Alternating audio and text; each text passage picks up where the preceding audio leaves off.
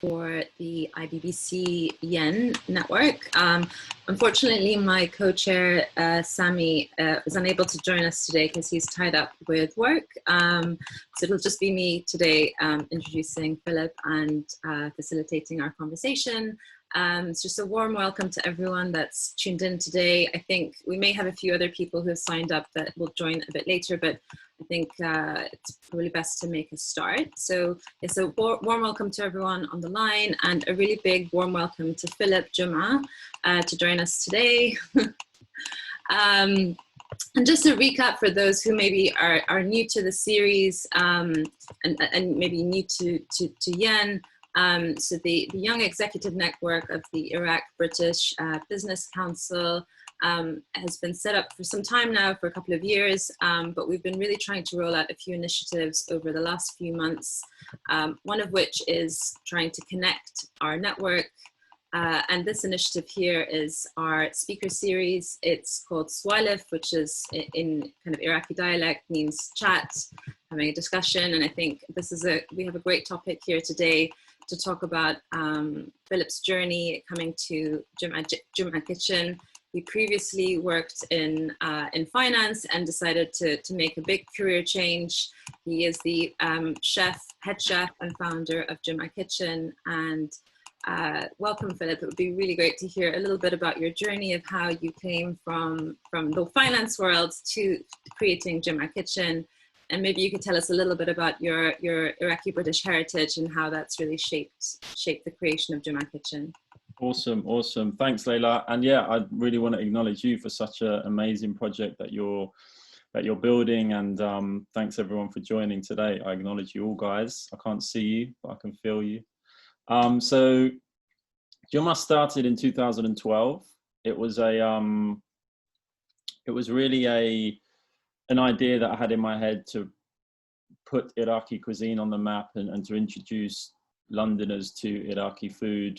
You know, for me, like when I was bringing in, like, I don't know, Tupperware or leftover dolma or klecha to work when I was in the finance days, and I'd see people's reactions, I could just see that they've never tried anything like this food before in their life. And there was often seeds planted throughout my journey of like, more and more people need to know about this food and need to know about this cuisine, excuse me.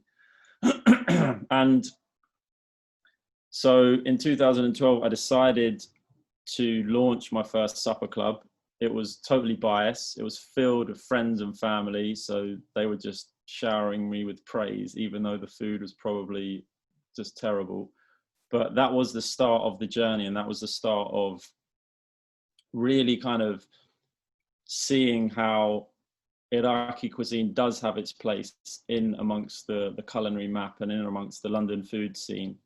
And yeah, I guess, you know, from there on, it was a vehicle. Juma was a vehicle to really introduce Londoners and Iraqis, but originally it was all about Londoners coming to try it, to introduce the cuisine and to for it to be, yeah, a vehicle of like education and really seeing that this country is very rich and very kind of not what people are used to seeing and reading about, which was obviously what was going on in the news, and what I guess the Western audiences who didn't have much contact with Middle Eastern communities or Iraqi communities, they were getting a real taste of what we're about, and that's like generosity and love and abundance and loads of food and vibes and a bit of khabsa as well at the same time, the craziness. So yeah, it was a real nice vehicle to kind of like sum it all up. And yeah, so you touched upon my British Iraqi heritage. That definitely allowed me to explore more on like my European palate, and to kind of, you know, before Juma started, I was working for free in restaurants, just learning about kitchens and learning about, you know, about the whole kind of restaurant trade. And I was working in a wide range, not just kind of Middle Eastern restaurants, a lot of other restaurants. And that combined with my, let's say, English, Irish side, I think it gave me more freedom in my approach to cooking, where it wasn't as like set of like, I need to follow this or I need to follow this recipe exact. It was more kind of like I was evolving the dishes and making it my own. And now we have kind of like Juma today with my own style and approach. And where was the sort of, where did you learn some of the skills, particularly the Iraqi, the Iraqi cooking skills? Was it? My dad mainly, but I've also got memories of him just going absolutely crazy every time I walked into the kitchen. He wasn't having any of it. So it was always a little bit difficult to kind of get in there when he was there. But that, alongside a few other mentors, and cookbook authors at the time, there weren't many. So it was really a journey of getting some recipes from my dad and my family recipes, but also just self-taught, just trial and error. Yeah, I've got memories of just like being in front of that table making kubba for like 8 hours and being so slow. I still am, but like, yeah, and that's what it took, and that's what it was at the time. And yeah, it was amazing. I wouldn't want it any other way. And that kind of, those moments, yeah, I look back now and I laugh, because it's like, yeah, that's exactly how it should be. And have you ever traveled to Iraq? Were you born there? Yeah, I went when I was 1 year old. Me and my bro were born in London, and then mum and dad took us when we were 1 and my brother 3 years old. So we went to Baghdad, Mosul, where my dad's from, and but obviously I haven't got memories of that. So yeah, I'm really, really looking forward to going in the future, 100%.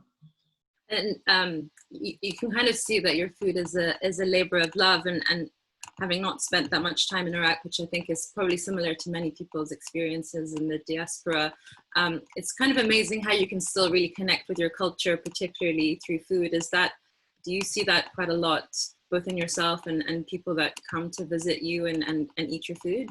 Massively.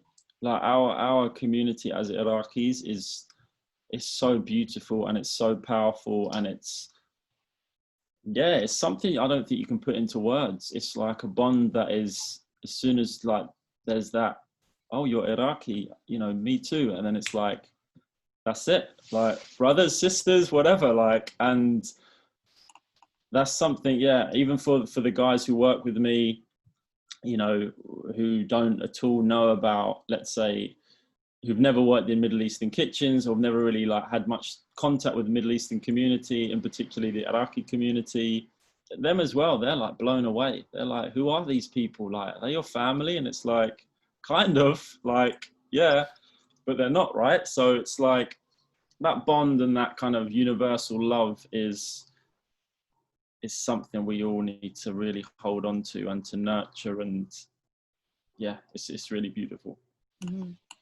And particularly the diversity of people from Iraq, whether it's kind of the languages that you speak, or the religion that you follow, or the parts of Iraq that you're from. There's something very powerful and unifying about food, in my experience.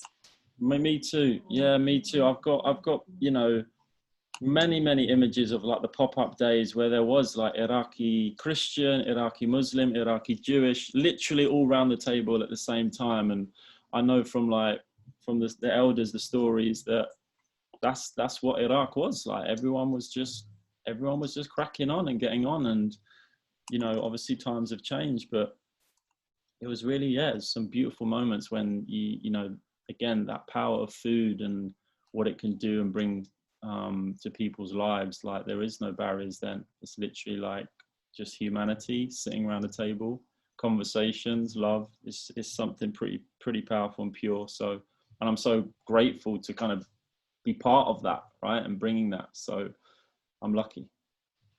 And can you tell a bit more about how you, so you started in 2012 with Juma Kitchen, and the kind of journey that you are sort of 8 years later today. There'll probably be a lot of people on the call who are interested in business ideas themselves, and it's quite a feat to kind of start from scratch and be where you are today. Could you tell us a little bit about the journey of progression and some of the challenges that you faced, and even maybe some of the lessons learned along the way that you would maybe offer to other people, you know, starting out and trying to build a business, Yeah. successful business? Yeah. That's an amazing question. I think, first of all, it's not easy. No, I'm not going to sugarcoat it. It's hard. It's uncomfortable. Like, really get used to and present to like just that uncomfortable feeling, like coming from a finance background and just like, you know, normal Monday to Friday hours and getting my pay slip every month. That was obviously great and very comfortable, but turning that whole world on its head and combining that with my dad, who was so against me leaving the finance world and so just not impressed or not enrolled in what my vision was with taking Iraqi cuisine, you know, to the masses. And, you know, I'm insecure. I care what people think, and you know, I care what my dad thinks of me. So that was tough. That was tough to overcome that. So, you know, anyone listening to this at the moment, it's, you know, family is something that is obviously very important to us all, but, you know, they're not going to get what you know about yourself, about your vision, and about what you're striving towards. They're never going to get it. And combine that with they care, right? It comes out in weird and wacky ways, especially with my dad, but I can see the seed is always love and is caring. So, you know, what I will say from the outset is surround yourself entrepreneurially with fellow entrepreneurs and people who are enrolled in what you're up to and your vision, because that's something super, super important when you are going to have days where, yeah, it's just, I don't know, there's no money coming in, or it's like there's just nothing happening. And it's like that really, for me, I remember like that was so confronting for me when there was just no work coming in. I'd really struggle with that. And so, yeah, really, really, first of all, surround yourself with like, you know, fellow entrepreneurs. It doesn't have to be from your background. Just, you know, I can, from friends who are just doing completely different businesses to me, but have done the startup route. We relate in pretty much everything, even though we're in completely different sectors, completely different kind of fields. So that's definitely something. Social media and the power of social media, probably more now than what it was when I first started. Yeah, don't ever underestimate that. I don't know, the old man in me is just a bit like, I try and post every day, but I never do. And I'm just a bit like, whatever about it. And I know I shouldn't, and I know I should be more committed to that area of Instagram and Twitter and Facebook. But yeah, that's a super powerful tool, and it's free, right? We forget that it's free, and it's not actually much to ask to do a post a day, but weirdly, it doesn't work for me. So that's definitely something to really not underestimate.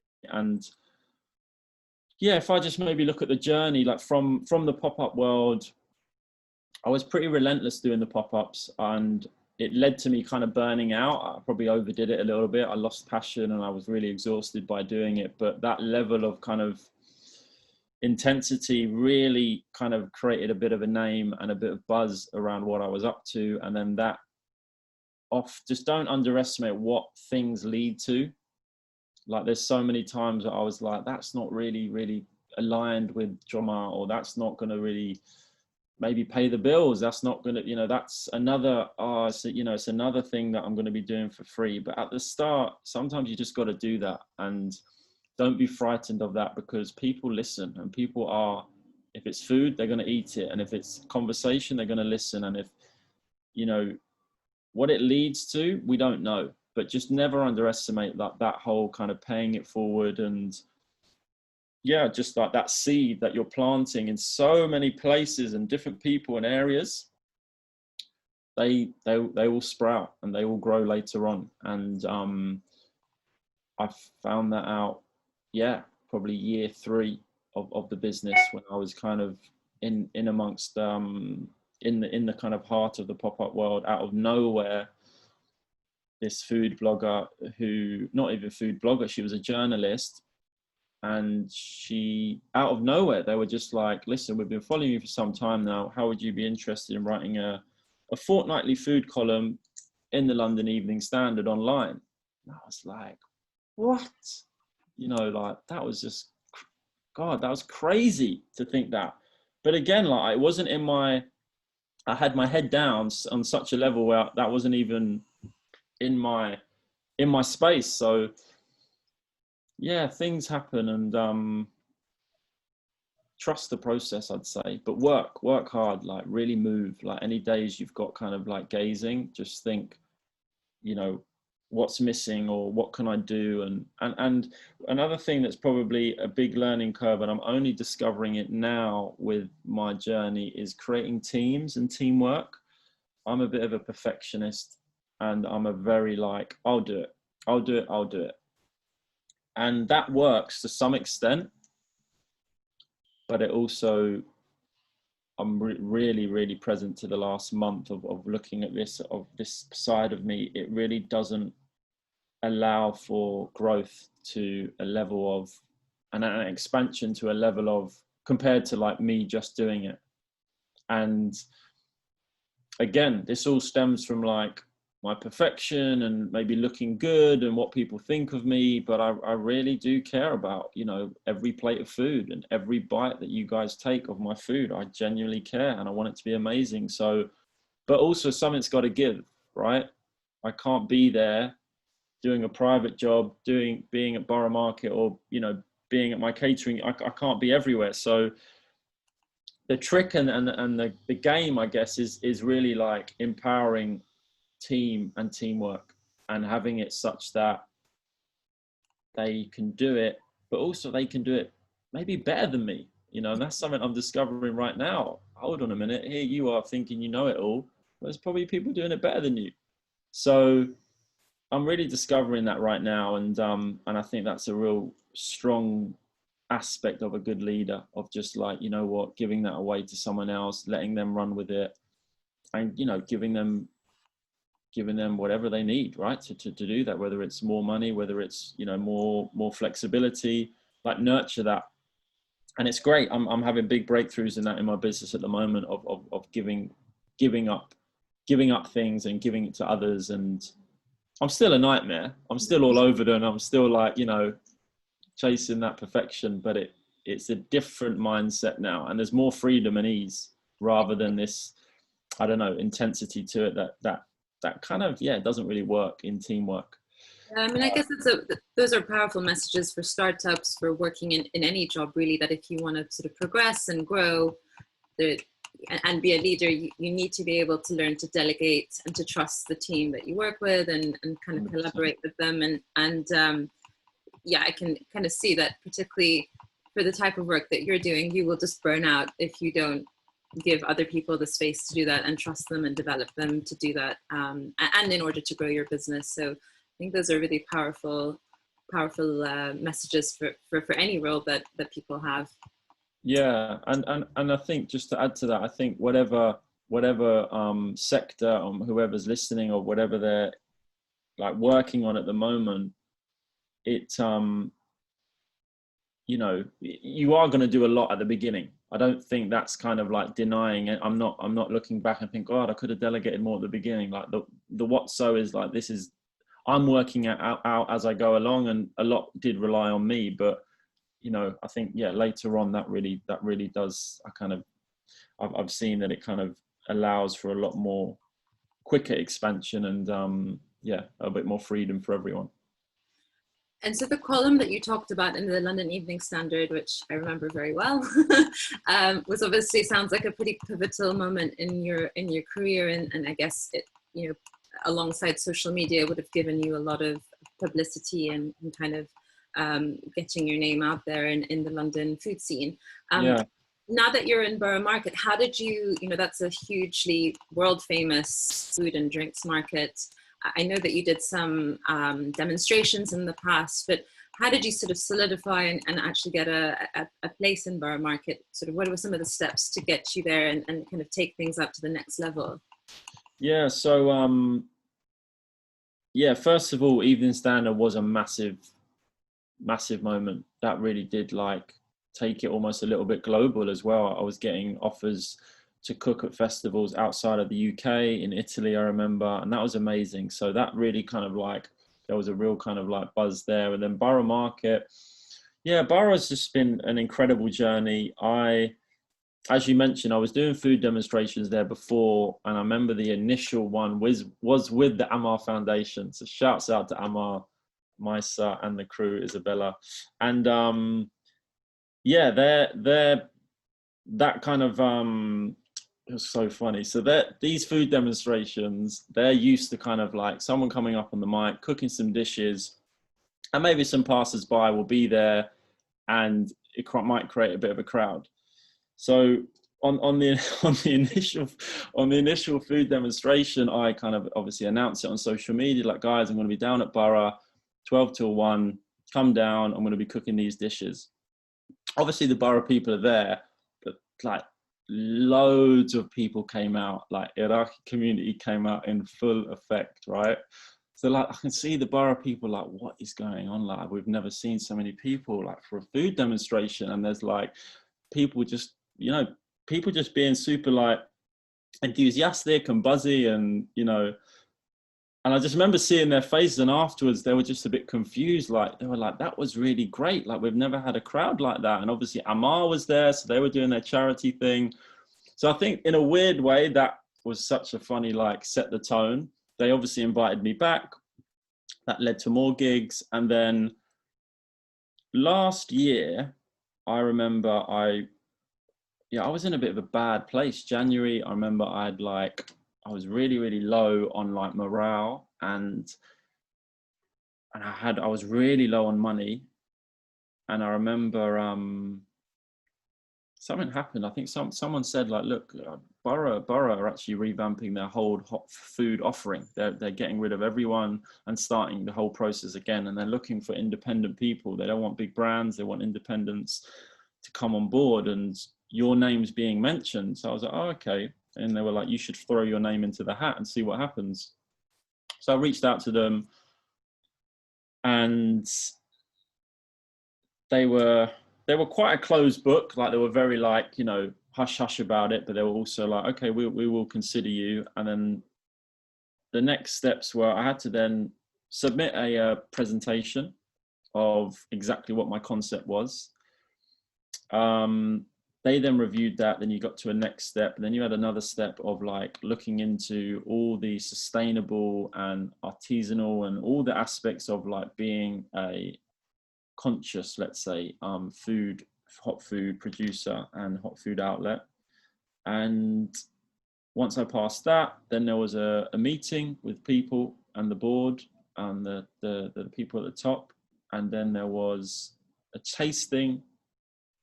And I remember the tasting went terrible. Like for me, in my listening, it was like, it didn't go well. I remember putting the cobblers in cold oil, and like just so many things didn't happen that day for me.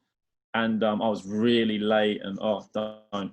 And I just thought I effed it. I just completely thought I effed it, and I just thought, oh man, I'm never going to hear from them. And I remember I was on a train about 3 months later after that tasting, and I was like, I just took it, and like, how you doing? And the train was packed, and yeah, they were like, dude, they absolutely loved it, and I was just like, what? And I remember being on the phone, and I started crying on this train, and obviously it was packed, right? So people are looking at me like, what the hell, what type of news he just got? And I was just like, thank you so much, like, I can't even believe this. And yeah, that was it, like, I'm in. And then that was when the real stress started, because I had to then like build the thing and do all of it. But yeah, forget Juma, but to get Iraqi cuisine in Borough Market, it's huge. It's such a big thing. And yeah, like every day we're changing the listening, we're changing the, you know, the opinions, and changing the kind of outlook of people through our food. You know, really we are. And I'm just, again, I'm so grateful to be part of that. No, it's fantastic. And certainly when I've been to Borough Market, there's always a lot of interest. You know, I think in the London food scene, we've had sort of Lebanese food for a long time, Persian food, and perhaps in, you know, not necessarily smack bang in the middle of central London, but there's been a sort of familiarity with that food. Yeah. And clearly over the last few years, there's been modern versions of Lebanese, Persian, or a lot of modern Israeli food that's been popping up around central London. So there's certainly a surge in popularity of Middle Eastern food, and I think always in London there's a sort of desire to try new things, but it sort of feels like people are ready to try something like Iraqi cuisine and to really give it a go. And I gather that's what you've been seeing in Borough Market. Yeah, and it's so interesting you mentioned about the whole Middle Eastern thing and going playing. I know so many Middle Eastern Lebanese restaurants who are Iraqi owned, and it's just crazy to think that we're not championing and celebrating this, and it is unique. Like our kubbas, I'm not joking, they're the best in the world. Agreed. Iraqi kubba is just insane, and like the diversity of all the ingredients and spices, it's so beautiful. So, and there's a beautiful history behind a lot of the food from Iraq. I mean, obviously, I think everyone on the call kind of knows the sort of diverse history and how far back it goes, but some of those recipes were sort of written in kind of scriptures from many years ago. So it's kind of fascinating as well, not just the taste, but also some of the history associated with the food. Definitely. And then, yeah, like going back to Borough, the tasting that originally I was going to go down the kind of, mezze kind of route. But then I just to myself, I was like, kubba is such a standout thing. Like kubbat hamad, kubbat haleb, potato chap, like all of those are uniquely Iraqi, and yeah, like let's give them that. Obviously, I regret it because it's an absolute nightmare logistically making these handmade things, dumplings. But yeah, no, I wouldn't want it any other way. But yeah, it's they are ready. Londoners are ready, and they are looking to try something new. And it's difficult as well. There's a huge choice at Borough Market, and there's also probably the majority more so that do just go for what they know. They'll go for the Thai. They'll go for Indian. They'll go for familiar cuisine. So I'm up against it as well for for kind of competing with what people already know. Like I've really got to make sure that if they do try us, they are hooked, and that's it. That's again, and I don't want them to kind of just try and be like, meh, it's all right. Like, no, I'm not in the game for that. I want them to be like wowed, and then when they come back, they're coming straight for some Iraqi kubba. Yeah. So yeah. And I suppose speaking of challenges, we can't sort of forget the current environment that we're in with COVID-19, and obviously COVID. What was that? It's impacted kind of everyone's lives in so many ways, but I think uniquely to the hospitality sector, it's had a pretty devastating effect, which we're seeing in London and obviously all around the world. And I know Borough Market has reopened, but it would just be, I think, really great for some of the people to hear about some of your experiences during lockdown and the work that you did with the NHS, and just kind of rallying through a very, very difficult time. Again, any business person will relate to some of the struggles that lockdown has presented. Yeah, no, it is. I'm being sarcastic and jestful, but it is just like, yeah, like 3 of my friends have announced closures of their restaurants yesterday on Instagram, and that's just like, yeah, the domino effect is yet to happen and yet to still to come. So it's super tough. But yeah, at the height of it, I was lost. I was completely like, yeah, I spent everything getting like Borough off the ground, like financially, physically, emotionally, like just like put it all in. And yeah, I don't know. It was just like, it just happened, and it was a bit like, all right. And I kind of got into a bit of a bit of depression for like a couple of weeks. I was just in a bit of a rut and a bit of a hole, and then I was kind of I was just looking at like, myself, and like, I can contribute right now. That's what I was saying to myself. I'm in a position that I can contribute to this mess and this horrible thing that's going on right now. And that was when it kind of shifted, and then started doing meals for the NHS with some frozen bamia that was in the freezer. And then people seemed to really like support it. And then it was just weirdly, yeah, it just became a Friday thing, like dish of the day for our heroes. And then different hospitals were putting in requests of like, are you coming here today? Are you coming here? Are you coming here? So it was a lot of fun, and it like had me present to really what was going on in London on the front line and talking to these amazing nurses, doctors, and again, it got me present to like the insignificance of what I'm dealing with.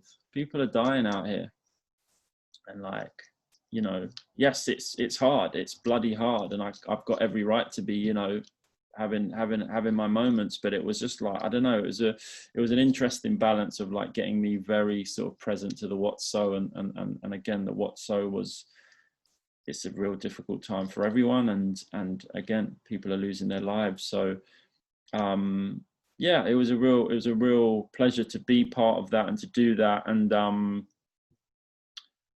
now we're kind of coming slowly out of it.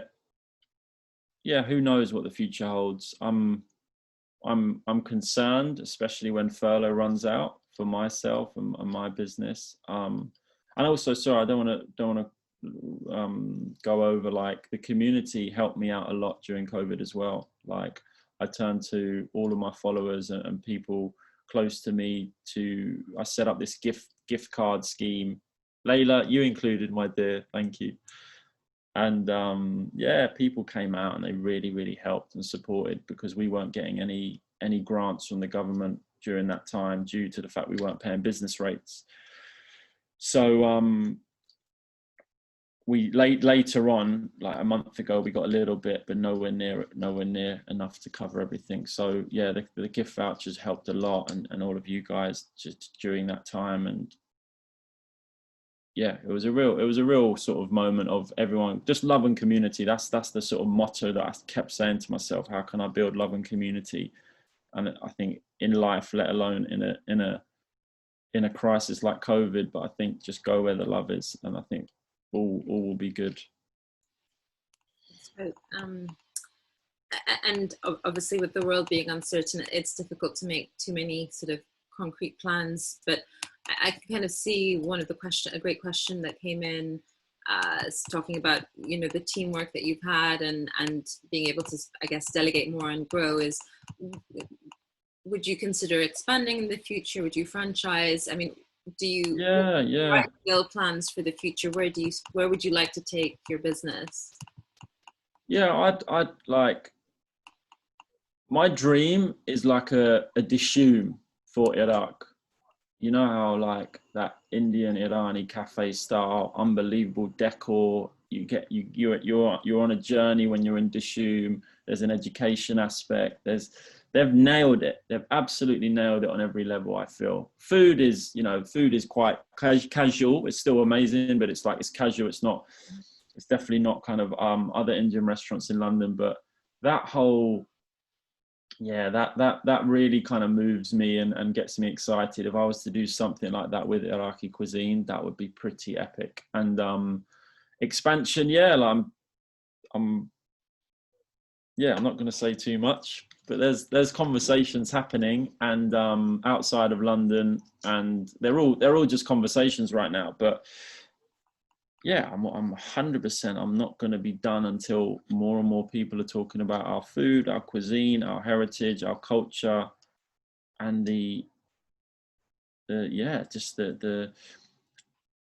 right side of the conversation, basically. And that's what it's all about. And I think, you know, again, people who are on this call or people in the Iraqi community, we're all aligned with that. So yeah. Definitely there are future plans. Right now though, it's just too uncertain. And you've done a lot of collaborations in the past with other creatives, other chefs. Could you maybe speak a little bit about those? Also, obviously we talked about the NHS, but I think with the Amar, but could you maybe speak a bit more about some of the collaborations that you've worked on, and sort of why you think those are important, and if you have some ideas, you know, for the future? if you can talk about them. Yeah, no.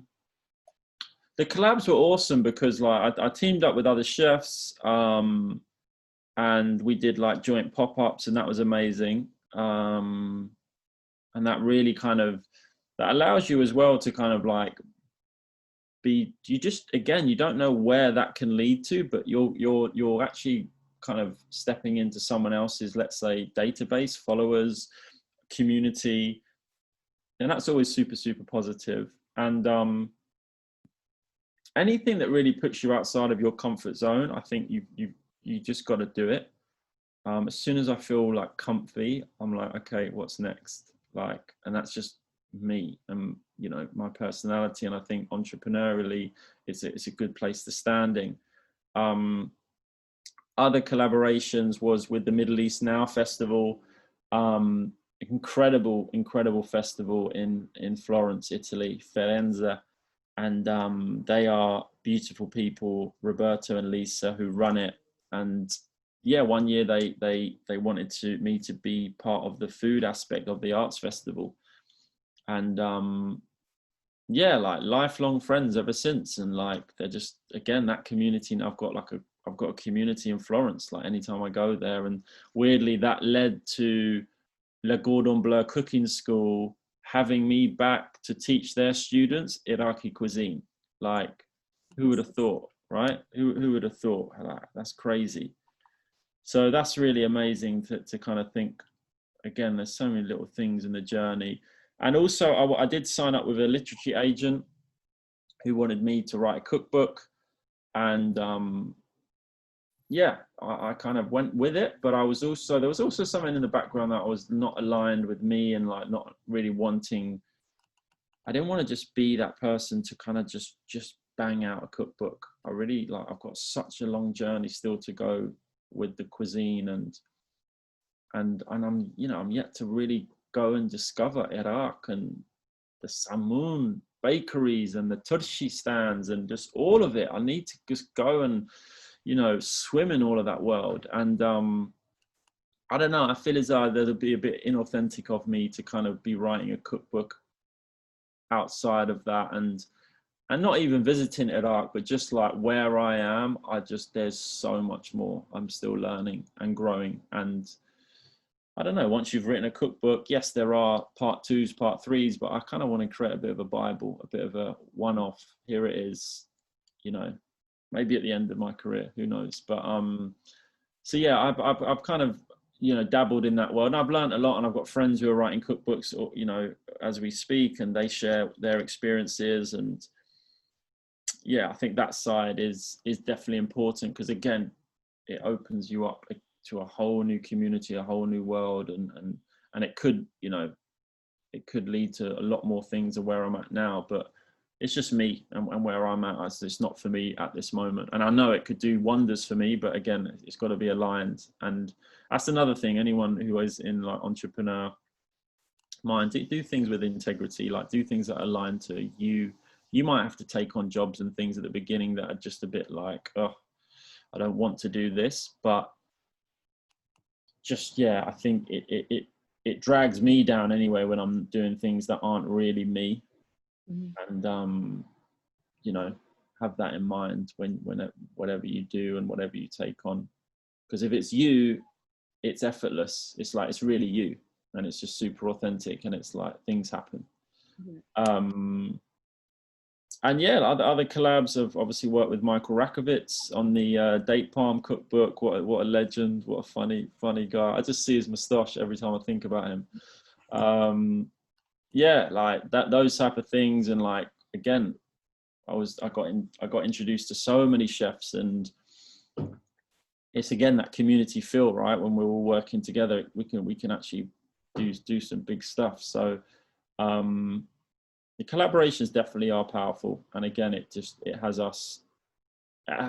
me anyway look at things differently. You know, when I'm doing it, it's almost like it's my way. Yeah. But when you're kind of collabing, it's kind of like you're a bit interrupting. You're a bit like, okay, I see it like that, and again, it can expand your reach, which is always positive. Absolutely.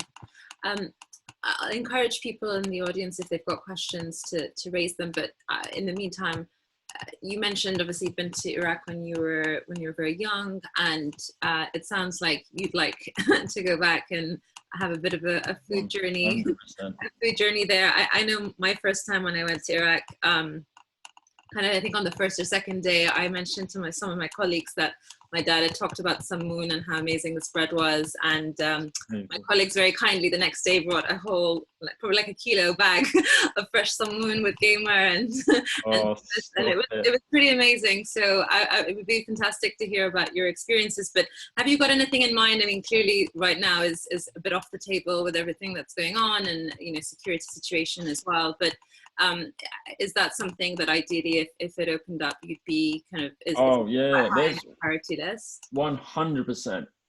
There's a friend of mine who actually knows Baroness Nicholson and Amar really well. He's flying out in September, and he's like, "Let's go." But I'm just thinking it could be a bit too soon with everything that's going on. I'm not sure, but that, you know, I'm ready basically, and yeah. If it isn't this year, it'll be early next year. So obviously there's other factors at play, particularly COVID. But yeah, it's happening, like it's definitely happening. Yeah. And obviously like my dad is like so against that, and you know, he's got his things to say, but he's not listening to this. I hope. Do it anyway. Yeah. There's a great question asking, of all the Iraqi cities, if, you know, assuming they were safe, which would be the first place in Iraq that you would visit and why? Mosul all the way. My family's from there. From what I'm hearing, Maslawi, the cooks and the cuisine and how they do things is better, I've heard.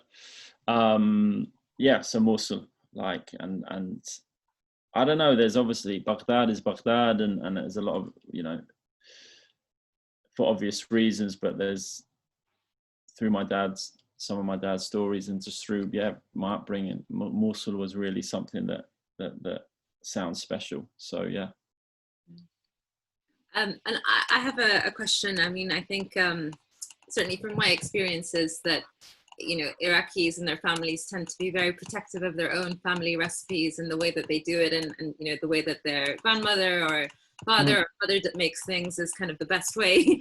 I'm guessing that you probably received a lot of commentary to that effect. Big time.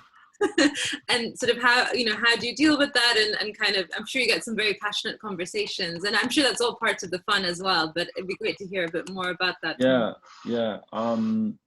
How am I sounding? There's like a lorry reversing. Is that annoying? Should I close the windows? So, yeah, at the beginning, it impacted me quite a lot. It was like really like, oh my God, I've messed this up, or I haven't done it right. And then obviously I'd probably go home, share the conversation with Dad, and he would just pretty much be like, what the you want about? Like, this is how we do it. Give them my number, let them call me. And then slowly it'd get louder and louder and louder. So I'll be like, you know, calm down. But yeah, like, listen, this is actually what makes the cuisine so special, is that it is different. It isn't just like, I'm representing Iraqi cuisine, but my dolma isn't the one dolma that Iraq does. It's like, it's so diverse, it's so different. We do it with pomegranate, molasses and tamarind. Other people do it with tomato, you know. So being called out and, let's say, it getting heated and like maybe like a little bit like argumentative, it's like actually the passion that I'm sort of listening for now. I'm not getting triggered by it. I definitely used to be like very, again, like the insecurities of like, oh my God, I'm doing it wrong, crap, like they hate it. But now it's just like, no, like they've got their way, we've got ours. And that's a really amazing thing, because it's kind of, again, showing the richness and showing all the influences, and hopefully showing that like more chefs can come up and come through and get involved, that, you know, their way is their way. And I kind of subtly sometimes call people out on that. I'm like, okay, you do it, you know. And but yeah, I guess the spicing and the way in which it's done at home as well, compared to like scalable commercial restaurant or borough, it's slightly different as well. And that's one thing that often is the biggest challenge, right? That one pot of dolma that mama or baba makes at home, you know, when you're replicating that for 200, 300 people, for example, or biryani, it's sometimes the taste just doesn't come out the same, and it's really tough to kind of like match that. But yeah, the biggest kind of like ones that kind of split the crowd with the biryani, our biryani compared to others, like a lot of people like, this isn't biryani, you know. And you just got to listen to the onslaught. I'll let them do the talking when that happens. We've got Hassan, who I know from Basra, sort of agreeing with you that you have big regional differences in dolma across the country. So, yeah, Hassan, definitely, bro. What's your favorite dish? Dolma, 100%. It's everything. It's everything about that dish that's like, it's got the theatre, it's got the labor and intricacies of preparing it. It's just, yeah, it's amazing. It's amazing. And I've actually been like going more towards the vegetarian one recently, because yeah, I don't know, I'm just I've been switching it up. And again, for I always was all in on the lamb, those lamb ribs, those lamb chops at the bottom of the pan, falling off the bone as you flip that saucepan, the steam, the smells like that at the dinner table. That's, oh my God, that's magic right there. But yeah, the vegetarian one is like winning my heart at the moment. So I'm winning the hearts of a few others. So more to come with that. But yeah, dolma all the way. Yeah, no, it's fantastic, and the sort of ceremony, and I think it really highlights the sort of hospitality side of Iraqi and obviously more broadly Middle Eastern culture. It's such a showpiece. We've got another question sort of asking what your favorite marga is, and if it's faced in June, he's gonna have words with you. It is. Thank you and good night. And I encourage, if there's anyone else on the panel that would like to raise a question. I think Hassan Al-Khaddar would like to ask a question, so maybe Emma, you could put him on speaker. Yeah, sorry, that was hi Philip. It was just that question about Marga, and I can't believe you said it's first in June. I'm just disappointed. Again, like this is so funny, because people have their like set dishes and their set kind of, I don't know, their set stews, and I only know what I know, right, from my dad, let's be honest. And there's just so many other like stews, and you know, what's that breakfast one with the broad beans and the eggs? Oh, on the bread that's soaked. Oh yeah. Tashrib. Is it tashrib, right? People go crazy for that, and I'm like, I don't even know how to make it. I've never known about it. I never brought up having that dish. So it's too heavy. It's such a heavy dish for breakfast.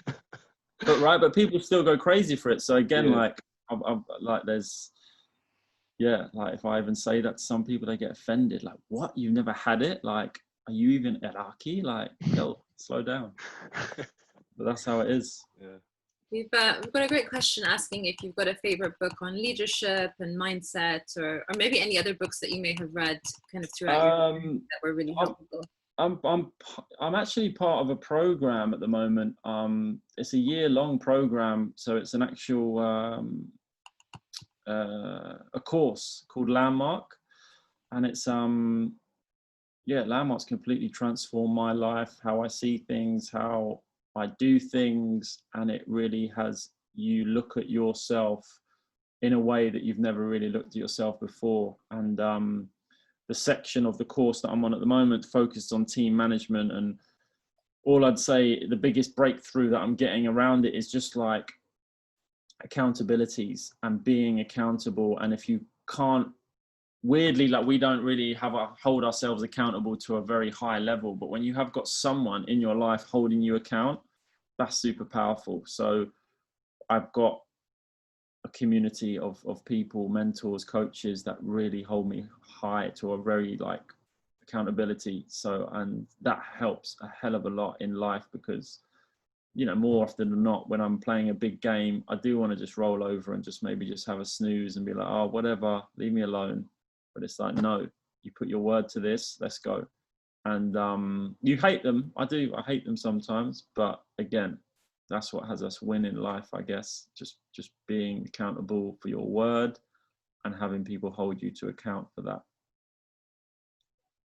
That sounds like a really good course. Might look into that afterwards myself. Nice. I wanted to just ask anyone else out there if they want to come off the, you know, come on to speak. Just raise your hand and we're happy to do that. Or if you want to add more questions in the chat box, we've probably got another sort of 8 minutes of time if anyone has any further questions.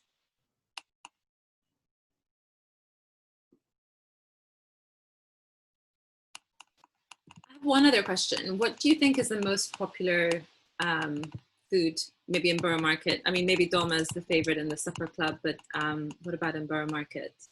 So the stalls all centered around Qubba, and we obviously want to celebrate that.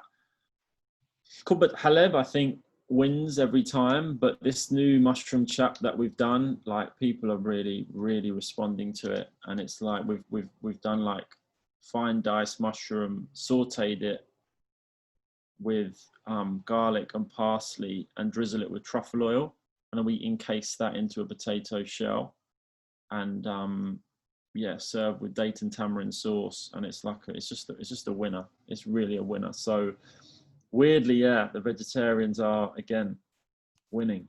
But no, Qubba Haleb all the way. Like, people love that with the amber. It's like, oh, it's heaven. It's heaven. Everyone's great. Well, I don't think we've got any more questions, but just a really big thank you for joining us today. I think it's been fantastic hearing about your journey. You've made me really hungry. And you know, I encourage everyone on the line to, if they haven't before, to go visit him in Borough Market, and you know, champion the Iraqi food. And in the future, we really are hoping to collaborate with Philip and have him cater one of our YEN events. Obviously, at the moment, that's not possible with the environment that we're in, but it's something that is very much on our radar, and we really hope that we can have you in the future at one of our events and the delicious food. Always. And thank you, Layla. Thank you for hosting, and thank you for being amazing, and for everyone who's locked in today. I really acknowledge you all for giving us your time. So thank you for that. Thank you everyone for joining, and we'll probably have another one in about a month's time, so we'll send around the information for that. But again, once again, thank you to everyone on the line, and a big thank you to Philip for joining us today. Really appreciate it.